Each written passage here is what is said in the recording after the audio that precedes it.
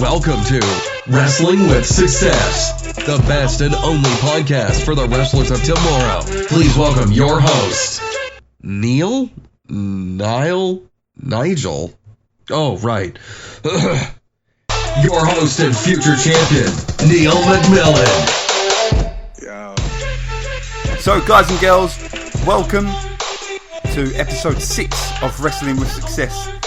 This episode is being recorded face to face. This episode is being recorded and broadcast live on Facebook.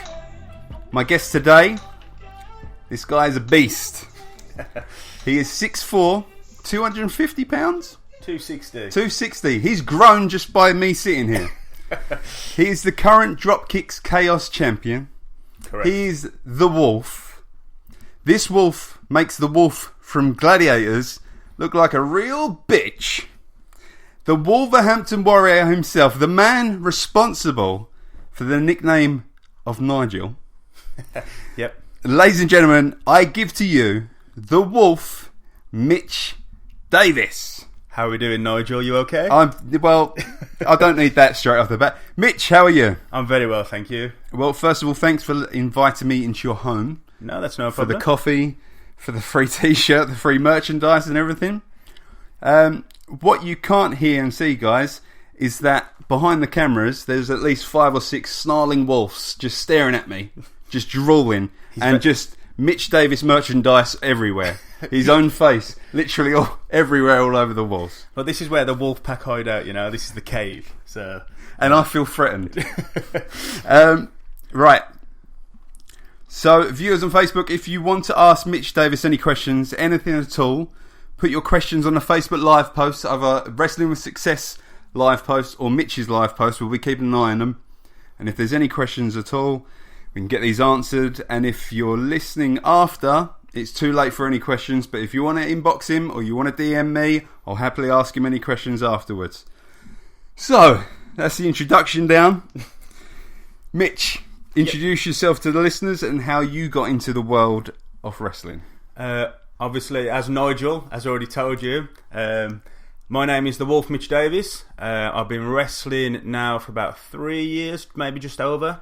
As a pro for about 1.5 years. I've wrestled for many promotions over the UK. Looking to wrestle for more, that's for sure. I got into wrestling about, as you say, 3 years ago in regards to an old friend was interested in taking up a sport. I accompanied him just as a bit of moral support, really. And it turned out that guy quit after 2 weeks, and here I am today, sat on a sofa with my good friend Nigel, doing a podcast talking about wrestling. So yeah, it's funny how things turn out. So you went with a friend and you didn't fancy it, you went as a support? It's not so much that I didn't fancy it. I mean, I've been a huge wrestling fan. Yeah. I'd say all my life, but around 17, 18, I've sort of grown out of it a bit. Yeah. I mean, I'm in my later 20s now, but yeah, I started working as a personal trainer at Fitness First in Romford. Okay. And one of the guys I used to train with, he always used to come in, talk to me about Raw, SmackDown, WWE, that kind of thing. I was like, yeah, I used to enjoy watching that. So I thought, I'm just going to watch it, see what the crack is. Ended up getting back interested in it. And he contacted me the one day saying, I mean, this guy, Rob, he's like 7 foot tall. Mate, he makes me look tiny. That is not... Anybody who knows Rob Singer, he's huge. He's a beast, mate. He's massive. But yeah, basically, he rang me up and says, I'm interested in giving it a go. Do you fancy doing it with me? And I just thought, well, Wednesday night... we seen an advertisement on Facebook, and it was in Loughton in Essex. Okay, yeah. The first school I went to, and I said, "Yeah, let's go and do it." As you say, and I took it to like fish to water. I mean, I was hitting bumps on the first night, flip bumping the first night, and yeah, it was just one of them where I played football all my life, but you enjoy football, but wrestling I loved. I love that intensity of it. I love watching people train. I was just like, whoa, you know what I mean? Yeah. And straight away, just being there for one session, we got in the car, we drove home, and I just said, I'm going to do this. I actually really enjoyed this. The following session was on a Sunday, and that was a bit longer, 4 hours, and that's where it got a bit grueling for me then, because I was just like, whoa, like that was drills, constant, let's rock and roll. Yeah. And but as you say, at the end of it again, my first instinct was I want to be in front of an audience. You know what I mean? I want to work this out, I want to do it. And then, as you say, from then, not look back. There's been times when I found it hard. There's been times when I've loved every minute of it. Yeah. But it's one thing what I think I'll do until I physically cannot do it no more. Yeah. So yeah, I fell into it quite lucky. Yeah. But it'll be hard to get me out of it. That's for sure. So, but you're from Wolverhampton as well, aren't you? Yes. So what brought you all the way down to Essex? My beautiful fiancée, Deborah. A little plug for Deborah there. Yeah. Yeah. Right, Deb. Hi, Deborah. But yeah, basically, this is her home as well. Yes, thank you, Deborah. I brought you some wine and chocolates. Yeah, he has. Yeah, so about 6.5 years ago now, I went to Ibiza with my friends on a lad's holiday, met Deborah, and two and a half years later, I decided to move to Essex and start a new life. So we've done 2.5 years on a long distance run every weekend, driving up and down the motorway, which is why I absolutely hate motorways, because I'm now in a business where I'm constantly up and down a motorway. Yeah. So, but yeah, I got rid of the motorways to live in Essex, but then I brought them back in to wrestle all over the country. So, it's quite funny. But yeah, that's what brought me to Essex, and just living here with me and my girlfriend, I just thought to myself, how can I find new friends? Yeah. And wrestling's been a massive thing for me, meeting new people. It's definitely. As you say, I met you. I've met so many different people who I just never would have even. You just never met. You would never have met these kind of people, So yeah, it's definitely made me a lot better. It's gave me something to strive for in regards to gym and stuff like that. So things are going well, and Deborah enjoys me doing it as well. So she does it when I come back and I'm absolutely battered and bruised though. Yeah. She's like, Mitch, what you doing? I'm just like, I love it. I absolutely love it. So she's just like, yeah, okay. But yeah, you do it yourself now. You know how hard it is. No, definitely, yeah. You underestimate it. Yeah, you do. I mean, a lot of people can say what they want about the sport, but it is, I'll say this to anybody, hardest thing I've ever done. Fact. Yeah. Definitely. Yeah. No, fair play. I mean, I've come home with just even running the ropes. I ran the ropes for about half an hour, and I came back, and my wife was like, "What the hell have you been doing? What have you been doing? Have you been going thinking I was up to something else? Like I'd gone to some sort of weird strip joint or something?" But and bruises and everything. I didn't feel them at the time because you're adrenaline, but yeah, you do get a few marks when you're wrestling. So, did you do any wrestling when you were up north, or was it just down here? It's actually all been Essex. Like I've learnt my trade in Essex, pretty much. Other than I am a part of a school what goes on in Leicester as well. Oh, good. Which I travel to every now and then. Which is the British School of Wrestling. Yeah. Which was formerly Robbie Brookside's School of Wrestling. Okay. He was the NXT developmental coach.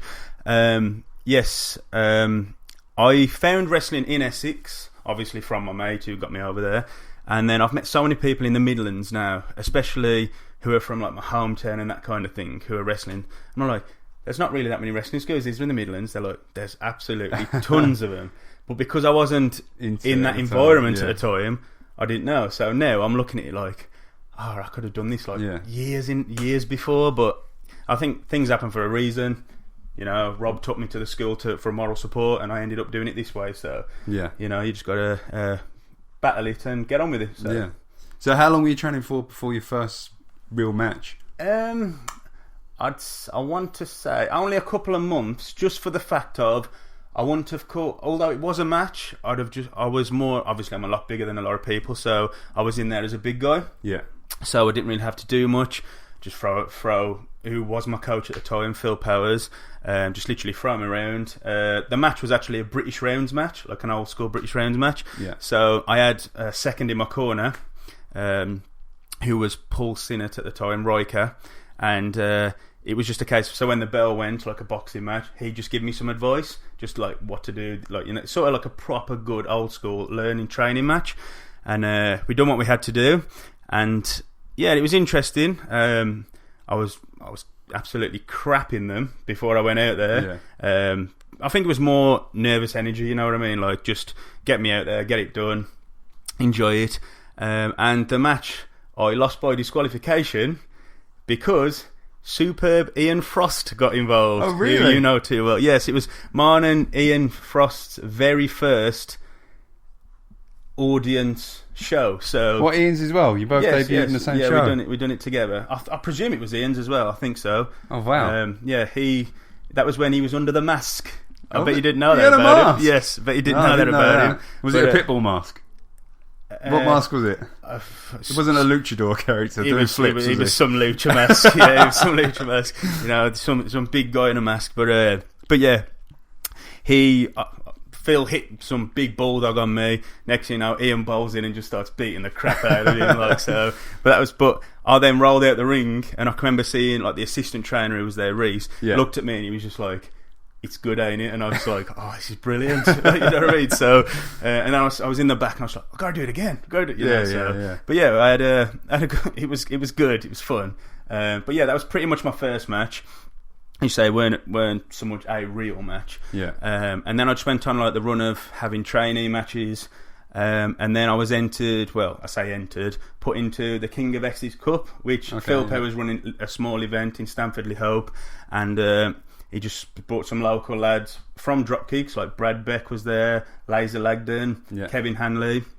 And I was able to come through that and win it. So that gave me a bit of exposure on the Essex front. So yeah, I mean, as you say, that was probably the most time when I've looked at it and thought, I've got to learn how to wrestle now. I can't just be the big guy, because like Kevin Hanley, the guy is a real good wrestler. So Brad Beck and Laser Lagden, very good technicians as well. So and know the sport very well as also. So when I come to wrestle those guys, you got to know your stuff. Yeah, I was just a bit like I was very nervous in that way. Like, what are these going to want to do? Am I going to be trapped, stuck, stuff like that? So that's when I then decided I need to do something else. And so I spoke to Phil. I says, "Look, I need to be taught different ways of the sport, not just being a big guy." Yeah. And he was like, "Yeah, no problem." So that's when he rang me up about a couple of weeks later, and he sent me up to Leicester for a James Mason seminar. He was like very well known as one of the best workers in British wrestling. Up in Leicester, to Brookside School of Wrestling, which is now British School of Wrestling. And from then on, they offered me a place in the school, and I was travelling up there every Sunday, and they learnt me a lot more about wrestling, like the way to move around, use my size, stuff like that. So yeah, I have a lot to thank them for, like Fern, Gareth, the guys up there, some very good wrestlers. A few of the guys there have just done the UK tournament for the WWE. So oh really? Yeah, the likes of Jack Stars. You know that guy. So yeah, they're all part of that school, and it's very. I'd say to anybody, if they want to take it a bit further in the wrestling, travel up there, meet Fern, meet Gareth, because they are extremely good coaches. Fern runs a very good school, and Gareth, he just knows what he's talking about, you know what I mean? Yeah. So he's another girl who is part of Brookside has just got on the Mae Young, Amazon Aisha Ray. Oh right, yeah. I know her from Brookside, well, British School of Wrestling, I'll call it now. So people up there in Leicester, they are getting noticed. It is a good place to be, and they will learn a lot. Yeah, so that helped me out a lot anyway. Yeah. Oh, so where did the wolf come about then? When did you decide, right, this is the gimmick I'm going for? When did you debut that? Right, so I was in a predicament where everywhere I went, obviously, people would talk about my accent. And, I mean, I know Brett Meadows is watching now. He has told me many times, "Stop talking, your accent kills it," like, you know what I mean? So, which is a running joke with us. But yeah, at the same time, I was just sitting at my mother-in-law's, excuse me, one Sunday evening, and I was like, what describes me like best? And like Phil, he'd ring me up. he tried to make me run down the route of being a painter and like a tradesman gimmick sort of thing, like, you know, as weapons but using like hammers and stuff. Yeah. And I was like, I don't want to be a comedic. You know, yeah. I want somebody. I know the larger than life characters. There's a lot of people out there. A lot of people play it well as well. Yeah, and they get a lot of shows as well. Yeah, definitely. Different characters. But I wanted to be the serious character. I'm a big guy. I don't want to walk out and everybody's like, it's the tradesman, or, you know, it's the painter, you know what I mean? I didn't want that. So I was just sitting there and I thought to myself, many conversations with Phil and others, especially at Brookside as well, they'd say to me, just, who are you? You know what I mean? Like, think of somebody, who is you? And I thought to myself, well, I'm from a town called Tipton, which is literally 5 minutes outside of Wolverhampton. I'm a die-hard Wolverhampton Wanderers fan. I had a season ticket there for years until I moved to Essex. Anybody talks bad about Wolves football, I get involved with it. So I thought, I'm a Wolf. I'm the Wolf. You know what I mean? I thought, that is me. Like, I'm not a gimmick. It is me. I'm an extension of who I am. You see many people out there who are Wolves. I mean, I ain't saying anything bad to them. They can be a Wolf. But when people actually say to me, especially MCs in the back, when they're writing you like in this backstage, why are you the Wolf, Mitch Davies? Because it's who I am. I'm from Wolverhampton. I love the Wolves. I'm everything about Wolves. I am the Wolf. And every single one of them says, fair point. You know, you can't argue with it. You know. Yeah. So I then messaged Phil and I went, the Wolf, Mitch Davies, and his reply was, there you go. Like, we've got it. You know, that is what we're going to do. And then I just started posting cryptic pictures of like a wolf on social media, which I'm big on. Brett, giant fairy. but yeah, I started posting pictures about a wolf, and people would be like, "Oh, what's that all about?" And then I just unveiled myself as being the Wolf, Mitch Davies. And to be fair, it's stuck. I get a lot of people chant "Wolf, Wolf, Wolf." Yeah. I do get a lot of people like message me and call me Wolfie. A lot of my mates call it me now. Like, they don't even call me Mitch. Wolfman, you know what I mean? Stuff like that. And yeah, it's stuck that way. And so I just thought, it's me, it's who I am, and I'll say that to anybody. I ain't it because I felt like being a wolf one day. You know what I mean? From 2 days old, my uncle put me in a wolf strip, and from then on, I've been, you know what I mean? My dad, because he's a West Brom fan, which is big rivals, he always says I was brainwashed as a 2-year-old baby, but in my head, it was the best thing they ever done to me, you know what I mean? So, but yeah, that is why I am the Wolf, and that's why I'll always be. I mean, I'm happy to work for other promotions and not be the Wolf if there's another Wolf out there. Because it's all about knowing your place. But I know myself, people know me. You know, I just run as the Wolf, and it's working. So as long as it keeps working and it's still relevant in my head, I'll keep playing it that way. Fair play. No, good. So you've said that you've worked for other promotions as well, and trained for other promotions. I mean, what have you learnt from all those different promotions? They obviously have their own training, their own ways of looking at wrestling, their own styles. What would you say you've learnt the most out of being able to go to all these different promotions? The one bit of advice I would say that I've learnt from, as you say, other promotions is everybody, although wrestling all comes down to the same thing, same form of training, everybody teaches it different. So you could go for like the dropkick school, and you'll have Lucas, Mark Hendry, the Dohertys, Tony Kemp, teaching you a way that they have been taught through the dropkicks regime of coming from the past. And then I'll go up to Leicester, to British School of Wrestling, and they will teach you, the way they teach you is predominantly how the likes of developmental WWE, like the American way, stuff like that. Same with Al Snow Academy, I've trained with them. That is, again, predominantly the American way of training. So you learn that many different perspectives. So when you do something, they'll say, oh, try and do it this way. And then, for example, if somebody was to say to me, headlock takeover, and I've learnt it one way at drop kicks, and then I'll do it and they'll say, oh, actually, do it this way, but use your size, be a bit slower, be a bit more aggressive. And then I'm like, you know what I mean? That's a lot better for me. So trainees are a lot different. I think it's better if you go to other schools. Like you say, at the moment, going to WrestleForce Academy. Oliver, Peace, and like Lucas's school, Dropkicks, for me, they teach very different. So I learn completely different things when I'm at both ones. So it's all about, you're not a person who jumps between schools, in my head. You're a person who wants to learn more and show that you're willing to learn and travel. And because at the end of the day, that's what this business is. You have to be able to travel. If you're willing to travel and you're willing to put the time and effort in on the motorways, pay your dues, get the ring up, get the ring down, show these people what you're all about, they'll put the time in you to invest in you and train you right and offer you the opportunities on shows. So, I mean, you got to take the rough with the smooth. You want to be the best there is. You've got to, like, do the worst thing. Well, they ain't even the worst things, but you've still got to put the hard work in, you know. So that's what that's the way I look at it. So I advise anybody out there. I mean, if people want to stay with one school, that's perfectly fine, up to them. But in my head, if you want to push yourself as a further prospect in the wrestling business, be open to any school. You know what I mean? Just go there, show your face. At the end of the day, you've walked into that one school very nervous.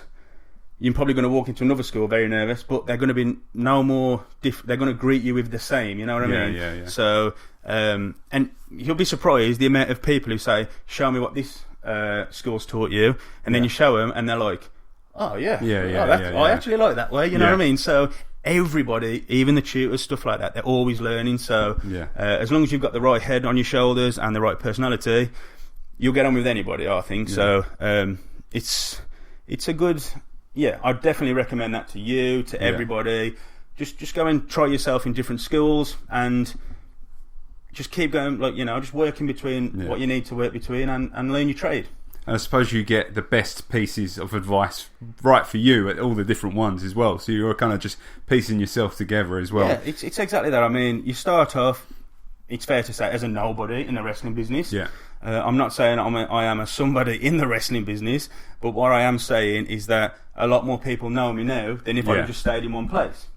So when I was working alongside Phil Powers, and I said to him, I need something new, I need you to help me out, and he was like, okay, I'm going to send you to the James Mason seminar. He sorted it all out for me. He just says, go up there, introduce yourself to Fern, equip yourself in the right way, you know, show that you're willing to learn, be quiet, you know, shut your mouths, open your ears, listen, and that's what I did, and I got positive feedbacks from it. So and then that was just me. That's one thing I'll always say about Phil, is he's never ever held me back. He has always says, get out there and go and do it, like, you know, you're like, I see something in you. As long as you don't let me down, that's how I want you to repay the favour, you know what I mean? And that's what you do. So that's what's a good thing about it. Oh, good. So I mean, you say about going around learning different promotions and getting your name out there and getting as much experience as you can. What other advice would you offer people starting out, training now? What kind of main things would you advise them of some of the things that you've learnt along your journey?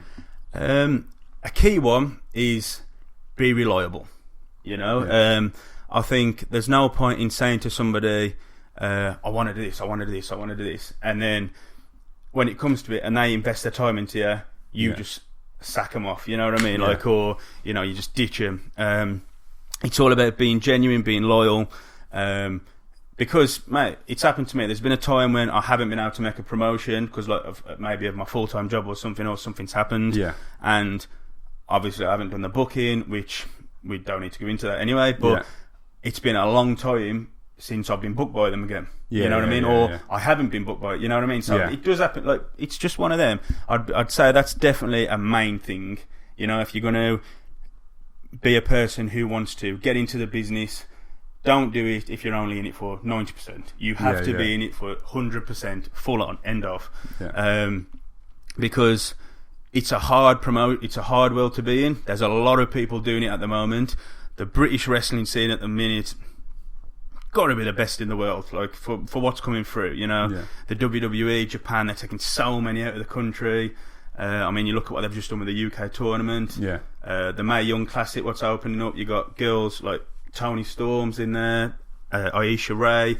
So I know that Zoya Brookside, she's just gone over to Japan. There's Heidi Katrina over in Japan. So there's these girls and guys who are working, who they are doing it because they are putting themselves out there to do it. You know what I mean? They're in it 100%. It's their lifestyle. Obviously, I'll run my own business. I'll work my own job, but I'm still out there on weekends working shows. You know what I mean? So everything I can, I'm still putting into it, plus making time for my girlfriend at the same time. You know what I mean? So I'm running free. I'm literally running 3 separate lives. So but yeah, if you're gonna get into it, that's the one thing I would say. Make sure you're in it 100%, and be prepared to fight for it as well. Yeah, because it's a dog-eat-dog world. People, can I swear? You can swear. People, Fuck yeah. Fuck yeah. People are gonna shit on you, right? People will give you the shit, you know what I mean? Because they'll stand next to you and, oh, you was brilliant, you was this, you was that, and then next thing you know, they hated you, or them just trying to do it to find information out of you, how to get over on you. But that's you do come up against people like that, but 90% of the people I've met loved it, you know what I mean? Great people. There's a lot of people who do invest time in me, so if you can get into the business as a newbie and a complete novice, the best thing I can say is be reliable and make yourself marketable. Yeah. Because as soon as you walk through that door, you are exactly like everybody else. Yeah. If you're running and doing 20 dives a match, right? Yeah, at the minute, you got a guy out there in Will Ospreay who's doing that. So the way I look at that at the moment is, there's somebody out there who's already doing it at a higher level than you. Yeah.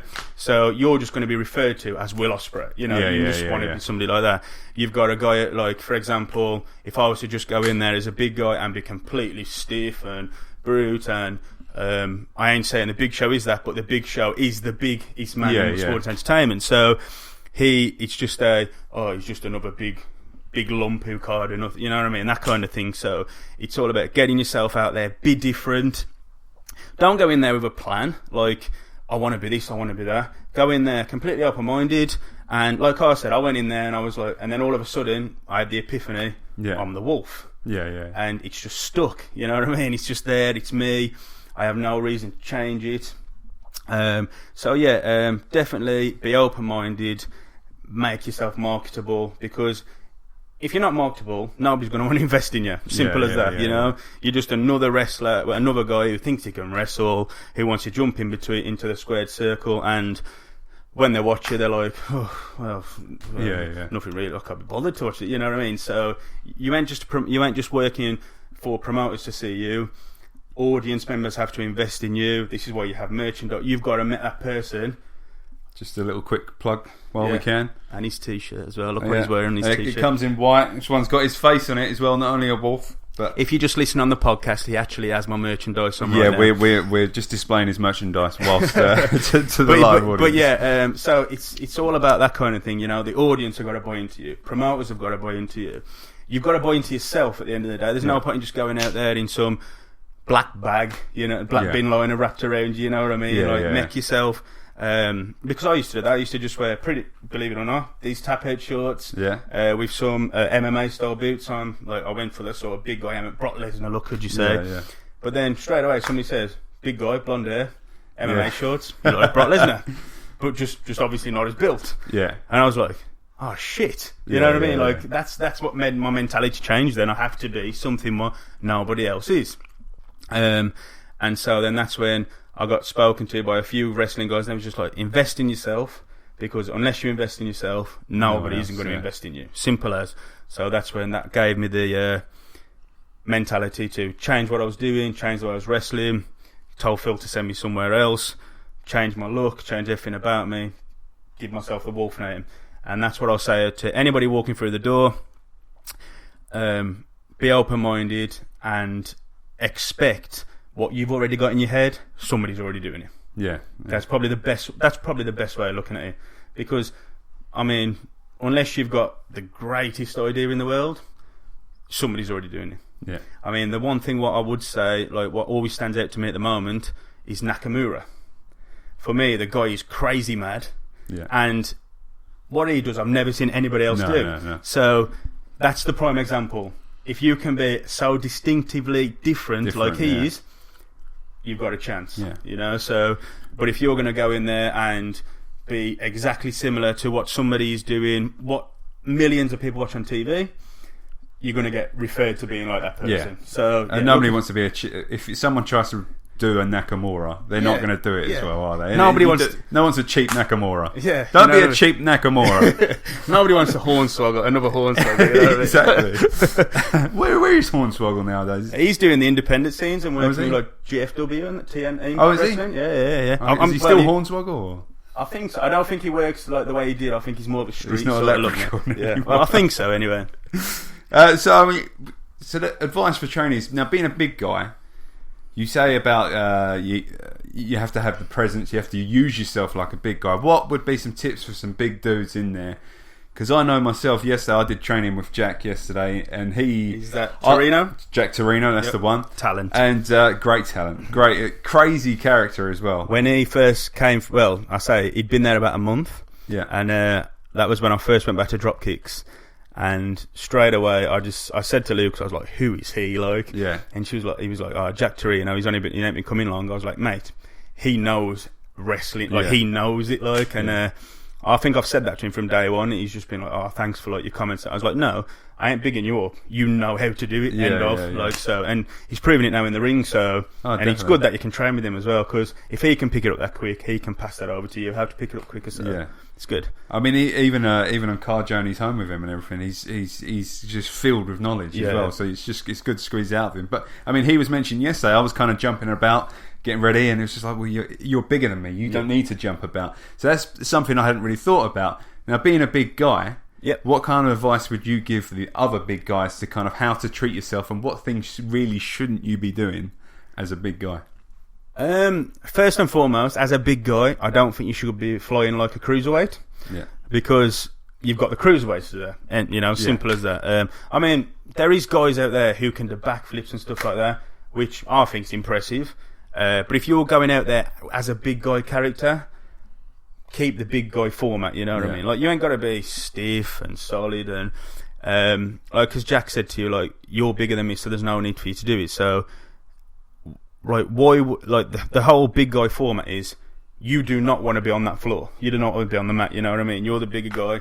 He has got to work you down. So there's no point in him hitting you with something and you just clobber to the floor, and because automatically then your presence on him is lower. So it's like the amount of times I've said to guys who I've been working, and they've been like, I'll like do the wrist lock, flip forwards, take you over, and I'll be like, well, no, not really, because at the end of the day, your presence is below me. Yeah. So me being a bigger guy than you have to work me so I'm on a lower surface area than you, to then make it more realistic. If I'm just standing over you and you try and run at me, the span I have on my body, you're not going to be able to knock me down. That's just science. That's a fact. Yeah. So why the hell do people have to give away that? You know what I mean? Like, because everybody knows what wrestling is. It's real. It's proving realism is how I look at it. And if you're going to make something not look realistic, why are you doing it? You know, it's as simple as that. I mean, I'm not perfect. I'll get told by a lot of people like what I should be doing, what I shouldn't be doing.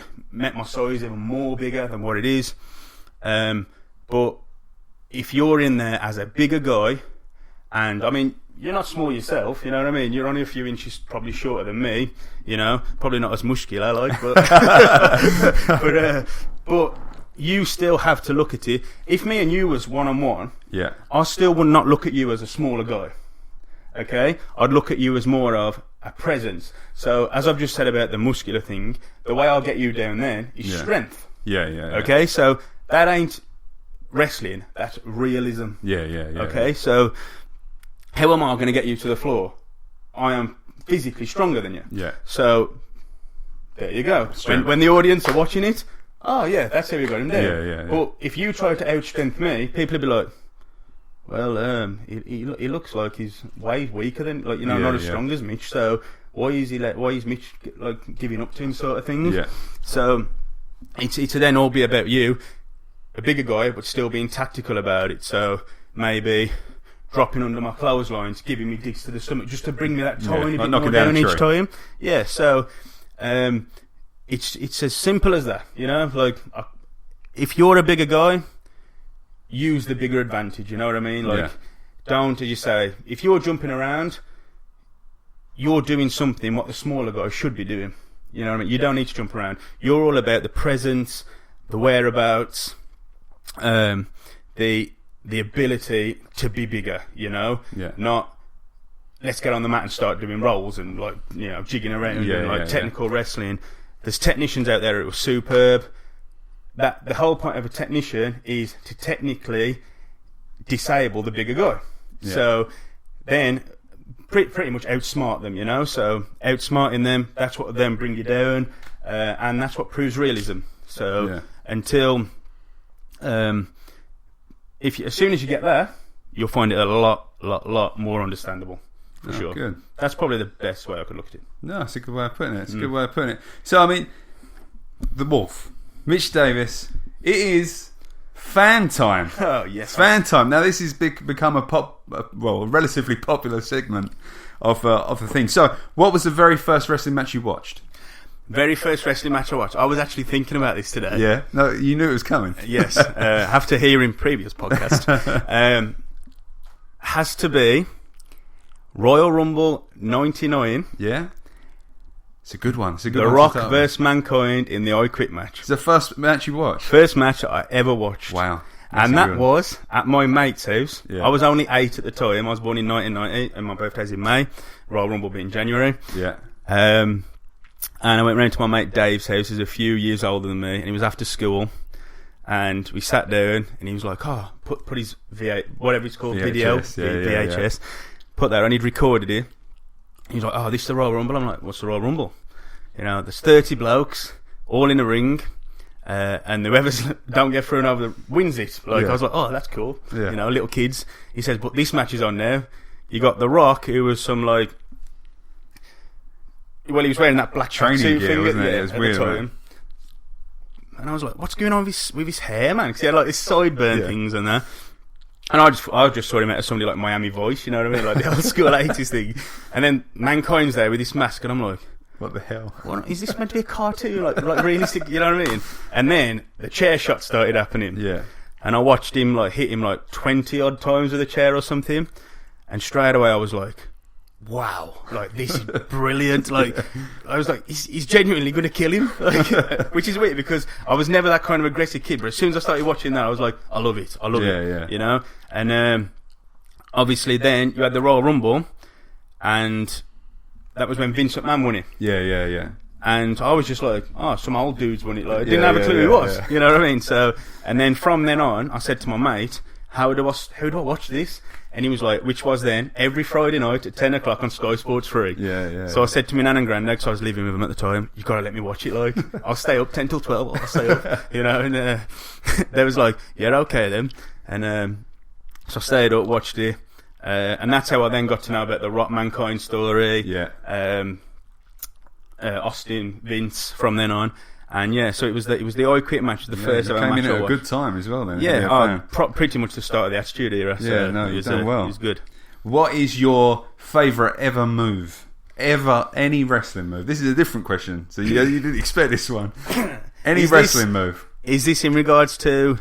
As in you mark my out. own finishing move? No. Well, explain your own finishing move. My own finishing move is the End of Days, which current superstar Baron Corbin uses. Yeah. I was going on earlier about being different, but yeah, the reason why I use the End of Days is because I find it at the moment it's such a devastating move. Yeah. Again, using my big presence as a move where every time I hit it, people are like, "Ooh," whoa, and nobody's ever kicked out of it. So if you're not kicking out, keep using it. You know what I mean? Yeah. And I want to give a shout out to Danny Rowe,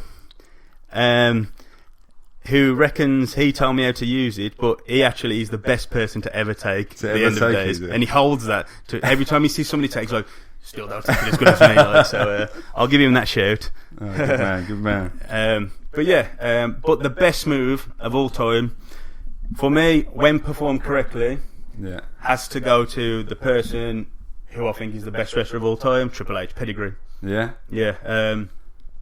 the way when he used to do it back in the act when he didn't like loose their arms or anything, just full on, I used to genuinely think, he's got to be dead. Like, you know what I mean? Like, so when he do it on like from an announce table or something like that, and I'm just like whoa, like you know what I mean? Like, but yeah, that move, and I mean, you see Seth Rollins, he don't use it no more. But, it's not the same, is it? When he no, but Triple H, when he uses it, you know. So it'll always be the best move, and yeah, that's pedigree all day. Yeah. No, fair enough. And what's your favourite talent of today? And who's current? I mean, I know you said Triple H, and Triple H is probably up there, but I mean, off today, current performers, who's your favourite talent? I'll go into that. The reason why I say Triple H is, what I find about Triple H is he always finds himself to stay relevant.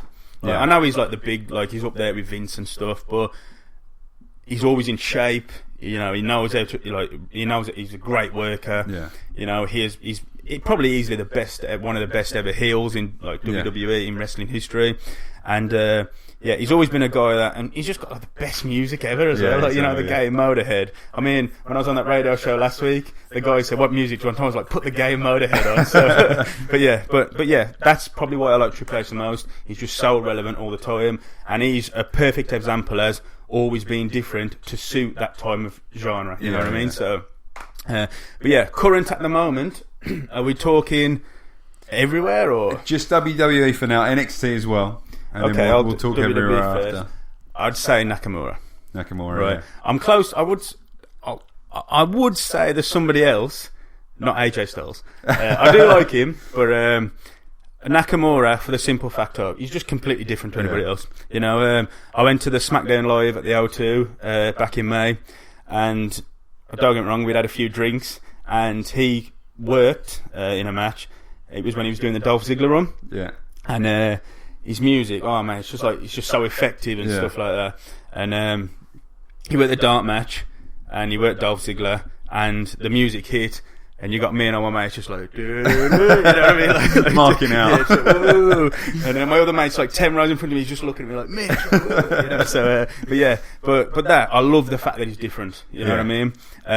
When I first seen his entrance at the takeover against Sami Zayn, I know. Even Sami Zayn was sat in the corner like, oh my god! It's like when I first saw him, he came out and it's like, is this guy on acid or something? Yeah, just all these different moves, and but I'd never, like, I ain't ashamed to say, I'd never seen him before. WWE. So I've never really watched Japan wrestling and stuff. And everybody was like, watch AJ Styles versus Nakamura, the match. So I watched it, and it was probably the match of the year what I'd seen. It was a great match. But even just how WWE have brought his music into the way he moves in his genre and stuff, it's just mind blowing. Like, and just to see him live, the way he works, you know, he understands the business so much, and he's a good talent to be watching every week for sure. Another guy I want to say, who I think's just got a great future, man, Chad Gable. I ain't really into, obviously, I like watching people wrestle technically and that, but I know they've just done this new Jason Jordan thing, but I genuinely think he's the next Kurt Angle. Yeah, like, I think he will be the one to get the push. I'm surprised why they didn't do it with Chad. It would have been an easier story to tell with Chad Gable. He was Olympian as well. Yeah, I mean, that could be worked into it later. But Jason Jordan. But yeah, I know. Well, it's mate, I was just hoping Dixie Carter or Stephanie McMahon was going to come out, you know, and Kurt Angle was being like, you know, had his fun with him with a broken freaking neck, like, but you know. But yeah, I would have to say. Chad Gable, I like him. I think he's got... I mean, I don't know if you've seen it the other day on SmackDown. He had a match with AJ Styles, which was a very good match as well. No, I did. And even AJ Styles tweeted afterwards, and he was like, the guy's got a proper good future with us. But NXT, I'll probably go down the road of saying Bobby Roode. Yeah, I've always been a fan of Bobby Roode, you know. I think he deserves the push. I think he will eventually get the push. I mean, I know he's getting on, but yeah, he's a talent, but there's also some good guys out there. NXT, if you can class them as that, as the British guys, Tyler Bate, Pete Dunne. You know, these are guys who are absolutely smashing it wherever they go. Was it on NXT? Yeah, on the Chicago that was probably one of the best matches I've seen in the past couple of years. I think at the moment on WWE Online, that's still voted match of the year so far this year. Yeah. So this just shows what British talent are doing at the minute out there. So it's a good thing. No, fair enough. What about outside of the more of the indie scene, or someone that you've worked where you kind of think this guy's going to make it? He's the one to watch, or you can say yourself. Not Brett Meadows. No, that's a joke, Brett. Keep booking me. I'm just going to keep to the people I've worked. Yeah, for the fact of I've been in there with them. Josh Shooter's a good talent. Yeah, Josh. Who I've worked recently a couple of times. He's just moved over from Australia. The guy knows what he's like. He knows what he's doing. At the end of the day, he was more experienced in there than me, and I learnt a lot from him. Yeah. Another guy, Lewis Howley, the Playboy. Yeah, I'm yet to meet. He's a real good guy, real nice guy. I get on well with him, and when we've worked, again, another guy who has taught me. You know what I mean? So when I've still got a lot to learn, these guys are teaching me, and for me, those two, especially Lewis. I'd be surprised if Lewis don't go on to bigger things. Yeah, because he's really, really good. Like he understands it. He done 3 months with Landstorm in Canada. He went over to really? There's some talent out there. But guys I've worked with, Brookside, Jack Stars, mate, what a wrestler! Like, you know what I mean? Like, and he's in great shape. I mean, he's quite a small dude, but like he's shredded. Yeah, like, he's so good. Toby Clements, another one who I've worked with, Brooksides. Again, just proper good talent and proper nice people to be around. Who I think that these, if people was to say to me, you can send them. If somebody was to say to me, you can sign somebody to a contract and send them on, it'd be one of these guys, like, because they just stick out in your head as soon as somebody says, who are the better guys out there? But these are just people I've worked with. You know, there's many other people out there who I haven't yet to meet, but that's just purely on who I've worked against. Yeah. No, fair enough. Well, guys, people watching on Facebook Live, if you've got any questions, please ensure that you put them on the comments on either Mitch's live post or on the Wrestling with Success live post. So if there's any questions you want to ask Mitch, feel free and I'll happily ask him. So, now Mitch. Hello. Last week on the podcast, yes, we had your challenger at Brentwood. Okay. Well, he's the champion, isn't he? The champion, yeah, as well, but challenger for your Chaos title as well. Mr. Austin Hyde. Yep. Now it's safe to say that he's pretty confident that he's not going to lose the match. Right, he made that fairly clear on his 4 or 5 promos on the podcast. He came out swinging. Yep. And he had some besmirching remarks to say about your good self. So what do you have to say in response to Mr. Austin Hyde in your upcoming match? Well, all I heard him say was I was a total athlete. You know. I don't need to say anything else other than that, because that's all he kept saying about me. What an athlete. But this match is basically loser leaves drop kicks. Okay? What I know is that he wound his mouth last week about he'll never lose the title. Everybody's going to have the best match of their life losing to the champion. Yeah. My way of putting it is, I accepted this. He felt as though he had to accept it because he's the champion. Not the fact of, I want to do it because, you know, I want to beat Mitch. He was forced into it because he's the champion. He knows full well he's not going to beat me. He's never beat me. Nobody in dropkicks has ever beaten me. Right? So what I say to Austin Hyde is pretty simple. When I stand with you face to face, I'll see how intimidated you are. I've seen it before. I'll see it on the 29th.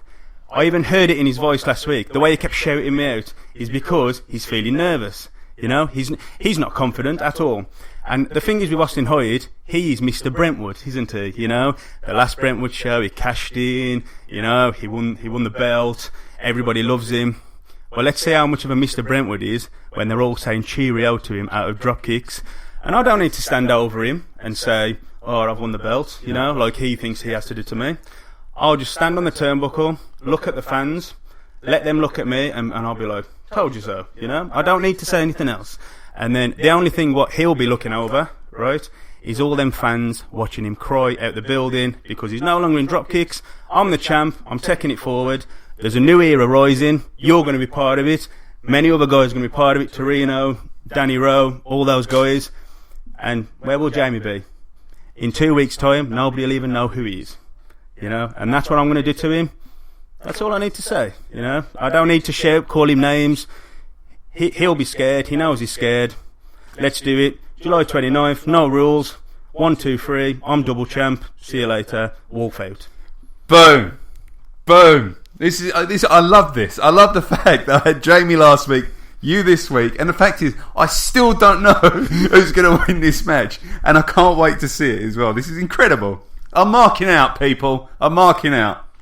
So, with a wolf shirt on, by the way. With a wolf shirt on. I'm fanboying as we speak. Austin, we know who he's supporting, yeah? Whoa. Oh, no, fair enough.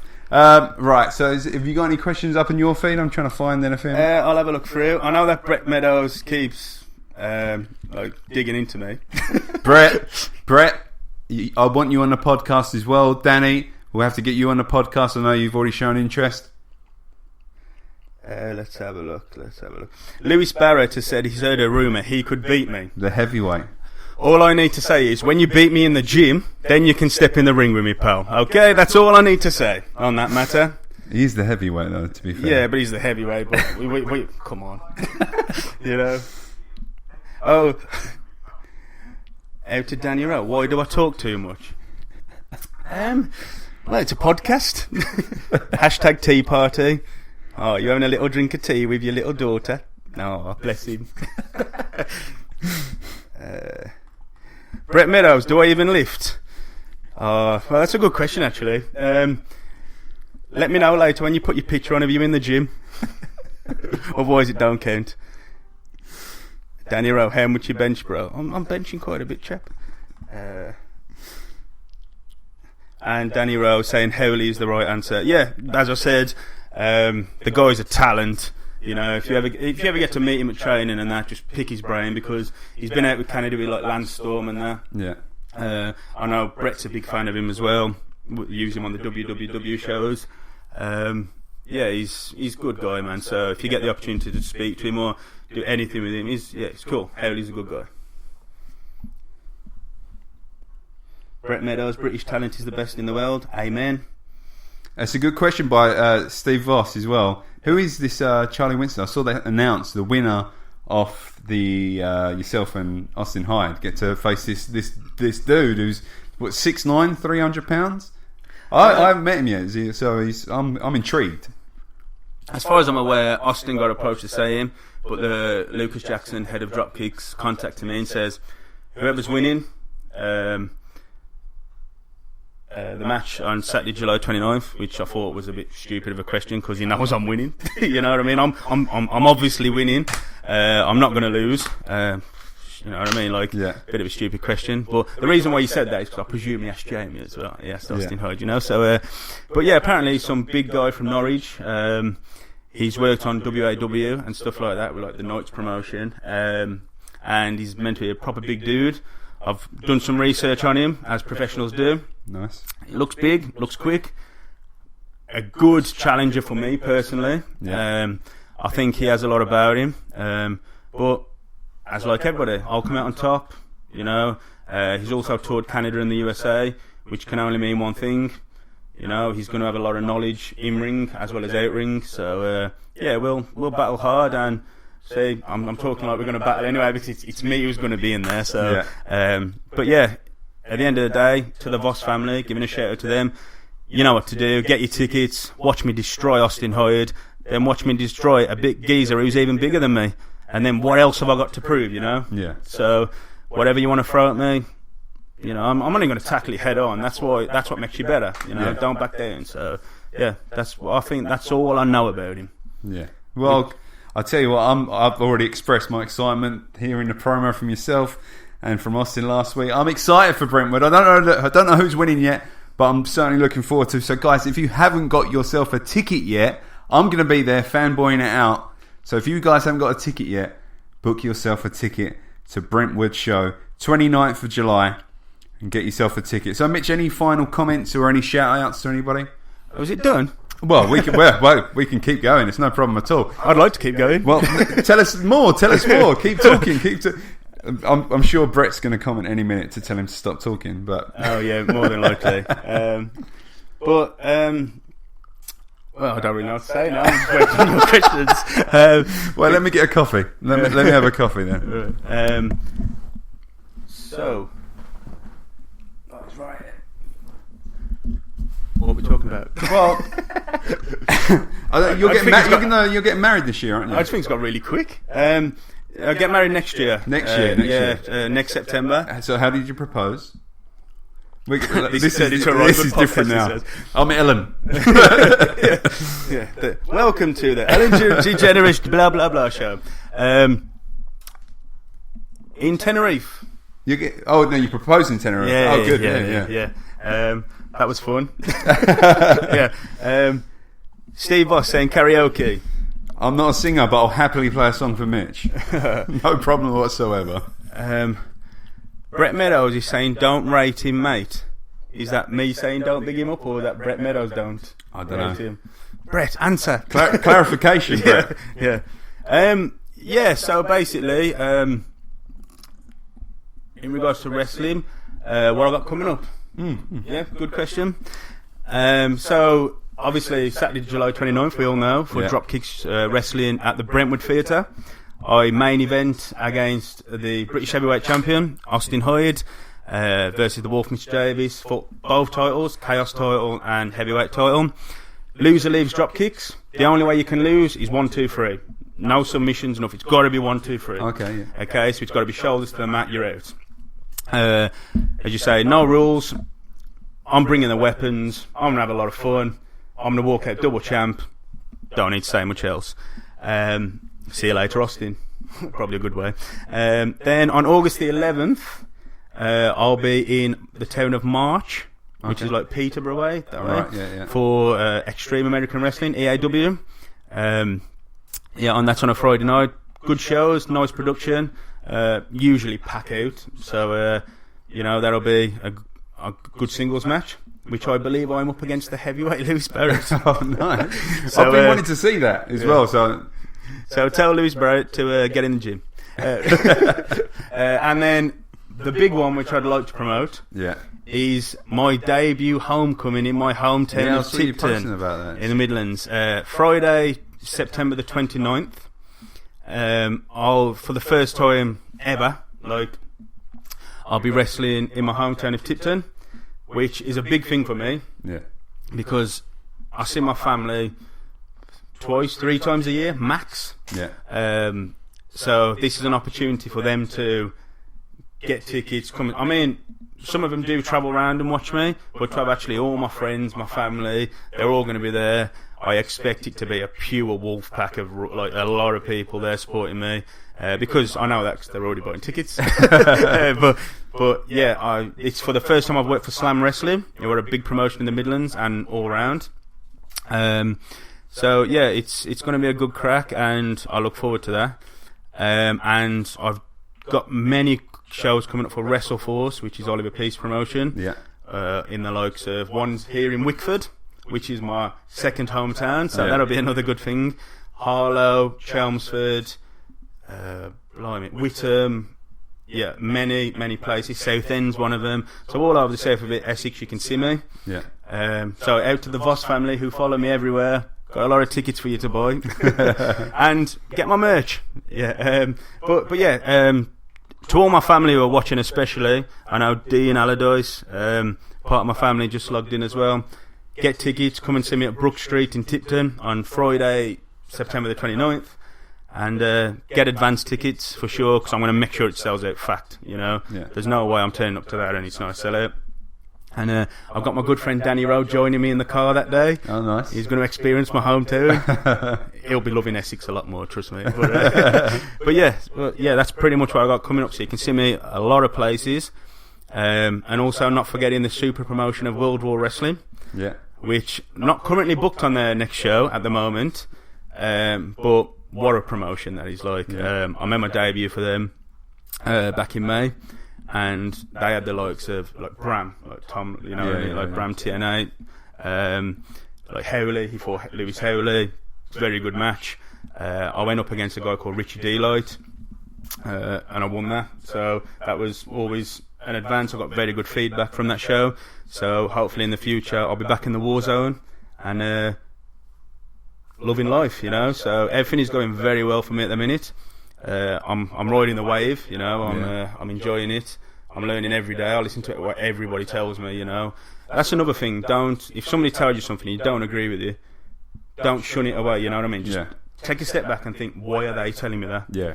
And like if somebody was saying you don't do a headlock properly, and you're like, well, you're right, I'm doing it for you. Then just take a step back and ask yourself, why am I not? Why are these guys saying I'm doing it wrong? Yeah. And then I think that's the only way you'll learn. If somebody tells you you're doing everything superb, how are you going to know you're doing it wrong? You know, so yeah, learn off people who are more advanced than you. Take what they know, because the reason why they're more advanced than you is because they know more than you. So the only way you'll get up to that level is by pretty much doing that. And like I say to a lot of people, I think you've got talent. Torino, what a talent, mate. Danny, I think Danny's got good presence about him. Danny Rowe, I've always said that to him since I met him. I think he can do well. What other guys are out there? Lewis Barrett, I've got to shout him out, you know. But yeah, there's so many people out there who I think, you know, who can really do well. Just listen to the right people, you know, and if you listen to the right people, you'll get somewhere. Like whether it be the top or whether it be just the next step up, you've progressed. Yeah. So definitely look at it that way, and just, especially in wrestling, relax and enjoy. And if you relax and enjoy it, you get more out of it, I guess. You know, if you just shit yourself all the time, then you're not going to enjoy it. So probably the best thing. Where can people keep up with you? What's your social medias? So my social media platforms are Facebook. You can get me on at the Wolf Mitch Davis, all as one word, which is my fan page. Or you can become my friend and just search for Mitch Davis. If I like the look here, I will accept it. You can get me on Twitter at MitchDavis_1, the number 1, which I do use quite a lot, but mainly I'm on my Instagram, which is at MitchDavis12. So at MitchDavis12, and drop me a follow. 9 times out of 10 I'll follow you back. So I'm one of them weirdos who likes to just follow people back because they follow me. You know, I like to just stare at photos. That sounds good, doesn't it? But yeah, that's where you can find me. As you say, in regards to bookings, anything like that, drop me a message. I pretty much reply to you quite quick. Even if people want any form of advice off me, you know what I mean? Some people might look at me and think, he might be able to help me. Just drop me a message. I'm more than willing to help. And buy my merchandise, which is at www.nodq.co.uk. Search for Mitch Davis and you can find the t-shirts, which my lovely Sofa's wearing one, and Nigel. I'm trying to do it justice and model it, but Nigel, I'm just kind of with a beautiful picture of me on the front. That's where you can find my stuff, and there'll be much more merch coming soon as well. I'm in talks with a few people about rocking and rolling more merch out, so hopefully things will move forward from there. Could I just quickly shout out Ryan Element, who is one of my closest friends since I moved to Essex, and in fairness, he's the person who every time I found it hard in wrestling, spoke to him. He's been like, no, trust me, keep going, it's going to work for you. So just want to give a shout to Ryan, who I think deserves that shout, quite honestly. But other than that, it's been an honour. No, good. Thank you, Nigel. Thank you very much, Neil. Thank you. Nigel. And Wolfpack, keep it real. Oh, good. Well, I mean, Mitch, I appreciate the fact that, not like you said, you're on the rise, and I can tell that, and it's nice to be able to sit down and have an interview with you when you're at this part of your journey, and you're only going to go up as well. So I appreciate you not only being on the podcast, but inviting me into your home. Lovely coffee, lovely sofa. I'm cozy back here. I've got a bit of merch as well. I'm enjoying myself a little bit too much on this sofa, but I just want to say thank you for inviting me into your home and being on the podcast. Massive thank you to all the viewers as well who stuck around to watch this. Really appreciate it. And your questions and listeners, the Facebook live video will be on my Facebook and YouTube channels, and I'm sure it'll be on Mitch's Facebook page as well, so it's definitely worth following him for that. So guys and girls, thank you, and that is it for this week. Thanks for following my journey. Thanks for listening to the show. And guys and girls, I look forward to wrestling a match with you all soon, including you, big man. I will speak to you all next week. I'm waiting. Thank you, I appreciate it.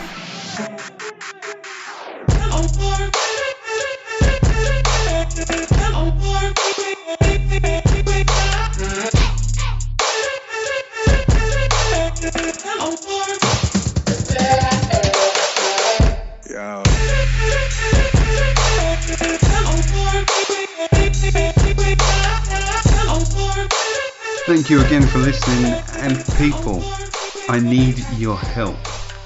I would love it if you could pop over to iTunes to leave this podcast a review. Your reviews are so important to me. I need to understand what you think of the show, and it helps just raise awareness for everyone else on this show. And not only that, guys, if you have a friend or a relative who you know is an avid wrestling fan, please point them in this podcast's direction.